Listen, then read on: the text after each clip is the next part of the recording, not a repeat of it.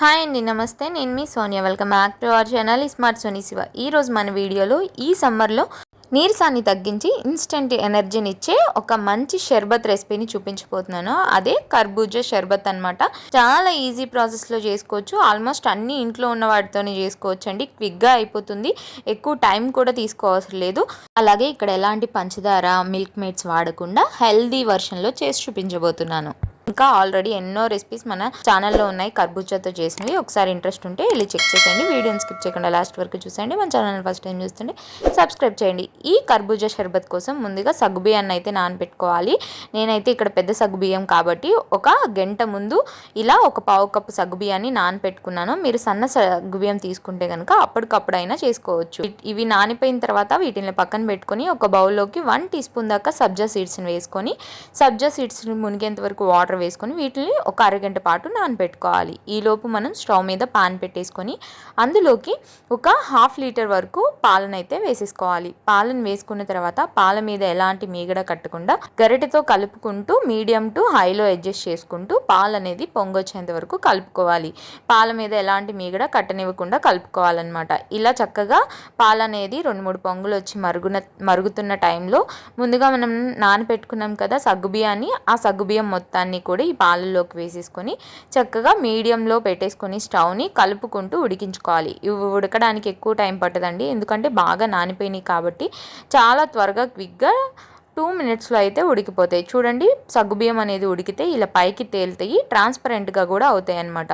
ఇలా చక్కగా ట్రాన్స్పరెంట్గా అయిపోయిన తర్వాత ఇప్పుడు ఇందులోకి ఫ్లేవర్ కోసం ఇలాచీ పౌడర్ని అయితే వేసుకోవాలి. ఒక 1/2 టీ స్పూన్ దాకా ఇలాచీ పౌడర్ కూడా వేసుకున్న తర్వాత స్టవ్ని మీడియం ఫ్లేమ్లోనే పెట్టుకొని ఒక అర నిమిషం పాటు కలుపుకుంటూ దగ్గరికి అయ్యేంత వరకు ఉడికించుకోవాలి. ఇది కొంచెం చిక్కగా అవుతుందన్నమాట. సో అందుకోసం ఒక అర నిమిషం పాటు ఉడికించుకోవాలి. మరీ చిక్కగా అయిపోయిన దాకా ఉడికించుకోవద్దు. కన్సిస్టెన్సీ అనేది నేను వీడియోలో చూపించిన విధంగా ఉన్నప్పుడు స్టవ్ ఆఫ్ చేసేసుకొని ఈ సగ్గుబియ్యాన్ని పక్కకు దించేసుకోవాలి. ఈ సగ్గుబియ్యాన్ని కంప్లీట్గా చల్లారిపోనివ్వాలండి. సో చల్లారేటప్పుడు మనం కలుపుకుంటూ చల్లార్చుకోవాలి, లేకపోతే పైన అనేది మీగడలాగా ఫామ్ అయిపోతుంది. సో మీగడ కట్టకుండా ఇలా గరిటెతో కలుపుకుంటూ చల్లారిపోనివ్వాలి. ఇలా చక్కగా కంప్లీట్గా చల్లారిపోయిన తర్వాత ఇప్పుడు ఈ సగ్గుబియ్యాన్ని చక్కగా ఫ్రిడ్జ్లో ఒక 1/2 అవర్ పాటు పెట్టేసుకోండి. అప్పుడు చల్లగా ఉంటుందన్నమాట. ఇది చల్లగా అయిన తర్వాత సర్వ్ చేసే ముందుగా ఇలా ఒక కర్బూజా పండుని తీసుకోండి. కర్బూజా పండుని తీసుకొని పైన ఉన్న పీల్ని తీసేసి నేను వీడియోలో చూపించిన విధంగా చక్కగా కట్ చేసేసుకోవాలి. ఇలా కట్ చేసుకున్న తర్వాత చూడండి, మన కర్బూజా పండులో ఉన్న విత్తనాలు కూడా తీసేసుకోవాలన్నమాట. విత్తనాలు తీసేసుకొని నేను వీడియోలో చూపించిన విధంగా చిన్న చిన్న పీసెస్ లాగా అయితే ఈ కర్బూజా పండు మొత్తాన్ని కూడా కట్ చేసుకోవాలి.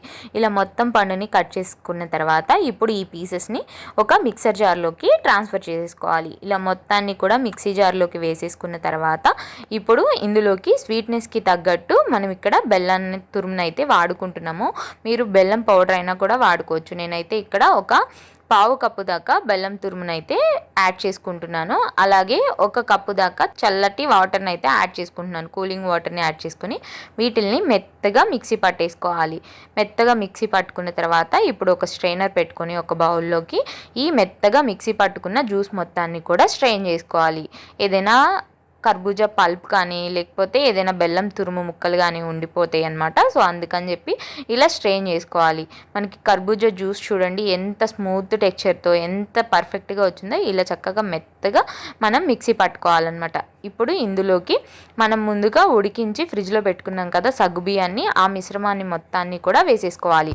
ఇలా వేసేసుకోవాలి. మొత్తం మిశ్రమాన్ని వేసేసుకున్న తర్వాత ఇప్పుడు ఇందులోకి మనం ముందుగా నానపెట్టుకున్నాం కదా సబ్జా సీడ్స్ కూడా చక్కగా నానిపోయి ఉంటే వాటిల్ని కూడా మొత్తాన్ని వేసేసుకోవాలి. వేసేసుకున్న తర్వాత ఇప్పుడు వీటన్నిటిని కూడా ఒకసారి చక్కగా కలిసే విధంగా కలిపేసుకోవాలి. ఈ సగ్గుబియ్యం అలాగే కర్బూజా జ్యూసు మొత్తం కలిసే విధంగా కలిపేసుకోవాలి. కలిపేసుకున్న తర్వాత ఇప్పుడు ఇందులోకి సన్నగా కట్ చేసుకున్న డ్రై ఫ్రూట్స్ని అయితే వేసుకోవాలి. నేనైతే ఇక్కడ బాదం, పిస్తా అలాగే జీడిపప్పుల్ని ఇలా సన్నగా చక్కగా చాపర్లో వేసుకుంటున్నాను అనమాట. ఇలా 1 or 2 టేబుల్ స్పూన్స్ వేసేసుకోవాలి. నేనైతే ఒక 1 టేబుల్ స్పూన్ వేసాను. మీకు ఇష్టమైతే ఎక్కువైనా కూడా యాడ్ చేసుకోవచ్చు. ఇలా డ్రై ఫ్రూట్స్ కూడా వేసుకున్న తర్వాత మొత్తం కలిసే విధంగా కలిపేసుకున్న తర్వాత ఇప్పుడు ఇందులోకి చల్లదనం కోసం ఐస్ క్యూబ్స్ని అయితే యాడ్ చేసుకోవాలి. 1 కప్పు దాకా నేను ఇక్కడ ఐస్ క్యూబ్స్ని యాడ్ చేసుకుంటున్నాను. లేదా మీరు ఐస్ క్యూబ్స్ యాడ్ చేసుకోకుండా వీటిల్ని ఫ్రిడ్జ్లో పెట్టుకొని చల్లగా అయినా సర్వ్ చేసుకోవచ్చు. చేసుకోవచ్చు. అంతేనండి, మన కర్బూజా షర్బత్ అయితే రెడీ అయిపోయింది. ఎలాంటి పంచదార యూజ్ చేయకుండా, అలాగే ఎలాంటి మిల్క్ మేడ్స్ వాడకుండా చక్కగా బెల్లం తురుముతో హెల్దీగా ఇలా కర్బూజా షర్బత్ని చేయండి. కర్బూజా పండు వల్ల మనకి ఇన్స్టెంట్ ఎనర్జీ అయితే వస్తుంది. అలాగే సబ్జా సీడ్స్, సగ్గుబియ్యం వల్ల మనకి వేడి అనేది తగ్గుతుందన్నమాట, ఒంట్లో ఉన్న వేడి. సో ఈ ఎండాకాలంలో ఎక్కువ వేడి చేస్తూ ఉంటుంది కదా, అలా వేడి చేసినప్పుడు ఇలా ఒకసారి ఎప్పుడు తాగి సజ్జ నీళ్ళు అలా కాకుండా వెరైటీగా, అలాగే టేస్టీగా, హెల్దీగా ఇలా కర్బూజా షర్బత్ని ఒకసారి ట్రై చేయండి. హెల్త్కి చాలా మంచిది, అలాగే టేస్ట్ కూడా అదిరిపోతుంది. అలాగే ఇన్స్టెంట్ ఎనర్జీని కూడా ఇస్తుంది, నీరసాన్ని తగ్గిస్తుంది అనమాట. ఈ సమ్మర్లో ఇలా గ్లాసుల్లోకి సర్వ్ చేసుకున్న తర్వాత పైనుంచి నట్స్తో గార్నిష్ చేసుకొని సర్వ్ చేసేయడమే. చాలా చాలా ఈజీ ప్రాసెస్లో చేసుకున్నాం కాబట్టి ఈజీగా అయిపోతుంది, టైం కూడా సేవ్ అవుతుంది, అలాగే హెల్త్కి కూడా చాలా మంచిది. తక్కువ ఇంగ్రీడియంట్స్ కాబట్టి హ్యాపీగా ఎవరైనా చేసుకోవచ్చు. తప్పకుండా మీరు కూడా ట్రై చేసి ఎలా వచ్చిందో మీ ఫీడ్బ్యాక్ని నాతో షేర్ చేసుకోవడం అస్సలు మర్చిపోద్దు. ఈ వీడియో అయితే నచ్చిందని అనుకుంటున్నాను. వీడియో నచ్చితే వీడియోని లైక్ చేయండి, మీ ఫ్రెండ్స్ అండ్ ఫ్యామిలీ రిలేటివ్స్కి షేర్ చేయండి. ఇంకా ఇలాంటి ఎన్నో ఈజీ అండ్ క్విక్ రెసిపీస్ కోసం ఈ స్మార్ట్ సోనీ శివ ఛానల్ని సబ్స్క్రైబ్ చేయండి. ఈ వీడియో అయితే ఇంతే, మరొక మంచి వీడియోతో మళ్ళీ మీ ముందుకు వచ్చేస్తాను. అంతవరకు సెలవు, by all, thanks for watching.